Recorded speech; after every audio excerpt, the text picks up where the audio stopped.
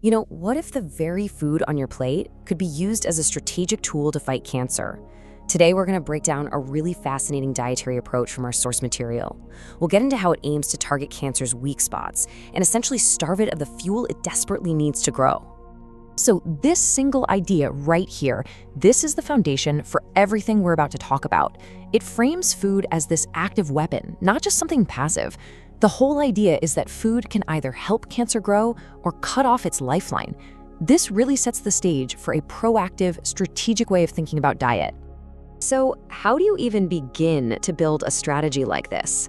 Well, according to our source, you don't start by looking at how strong cancer is. You actually start by zeroing in on its weaknesses, the specific vulnerabilities this entire approach is designed to exploit.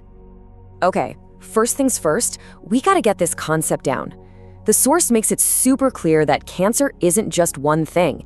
It's heterogeneous. That means it's a whole bunch of different diseases, each with its own backstory. And that's a huge deal because it tells you right away that any one-size-fits-all approach is probably doomed from the start. This slide just perfectly captures a key idea. Cancer isn't some invincible monster. It's actually a collection of sick cells that have these built-in flaws. The source suggests they often come from damage to their mitochondria, the tiny power plants inside our cells. This damage makes them really vulnerable to things like more oxygen from exercise, and it puts them in this constant cat and mouse game with our own immune system. All right, so if these cancer cells are sick and living on the edge, what in the world is keeping them going? Well, the answer, according to the source, all comes down to their fuel. This next part is all about what cancer actually eats to survive and grow. But here's the big problem, the central challenge that our source points out.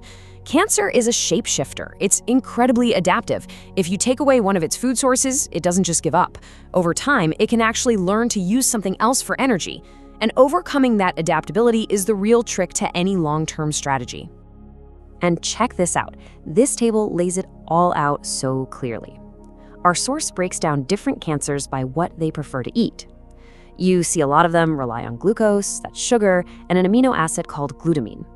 Others, like some prostate cancers, might go for fats. But here's where it gets really, really interesting. Some of the most aggressive late-stage cancers can even learn to use ketones for fuel. Keep that in mind, it's going to be important later. So if cancer can just switch up its fuel source, how do you fight that? The solution that our source proposes is just as dynamic as the disease itself, a rotational diet that's designed to always stay one step ahead of the game. And the process is laid out here in 4 really clear steps. First, you figure out the cancer's main fuel. Then you go on a diet to cut off that supply. But here's the genius of it. Before the cancer can adapt, you switch things up and go after a secondary fuel source with a different diet. It's this constant rotation, this constant pressure that's meant to keep the cancer off balance. So let's look at a concrete example. Say you have a cancer that loves both glucose and glutamine. The source suggests you'd rotate between 2 diets. You do an anti-glucose phase for about 10 to 14 days. That's basically a keto diet to limit sugar. Then, before the cancer gets wise, you switch to a short 4 to 5 day anti-glutamine phase using a plant-based diet. The whole idea is you're alternating the attack, hitting it from different angles. But the strategy doesn't stop with just switching up your food. Nope. The source introduces a few other tools to add to the toolbox, all designed to put even more stress on the cancer while making your body stronger. And fasting is a huge piece of this puzzle. Intermittent fasting is kind of the baseline, but the source puts a special emphasis on longer fasts, like 24, 48, even 72 hours, done at totally random, unpredictable times. And that word unpredictable is everything. The goal is to make sure the cancer can never, ever get used to a schedule. Okay, but this brings up a massive question, a potential complication. Remember we said the ketogenic diet produces ketones? And we also said some advanced cancers can learn to use ketones as fuel?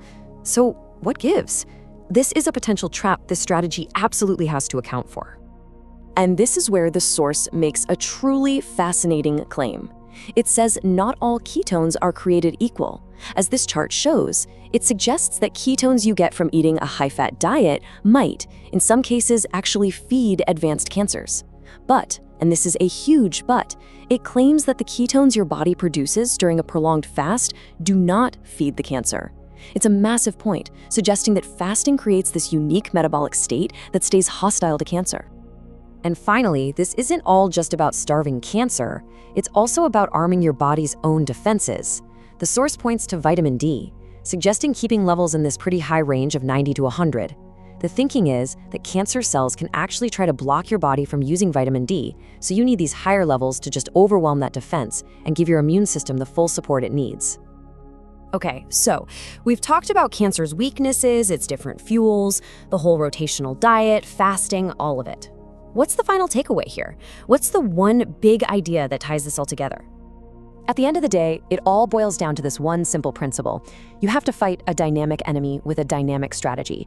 This isn't about finding one magic bullet or a single perfect diet. It's about using multiple rotating pressures, from what you eat to when you don't eat, to immune support, to constantly stay ahead of the cancer's ability to adapt. Which leaves us with this really powerful final question from the source material. If a cancer's superpower is its ability to adapt, could its kryptonite be a strategy that is intentionally, relentlessly unpredictable? The entire approach is really a bet that the answer is yes.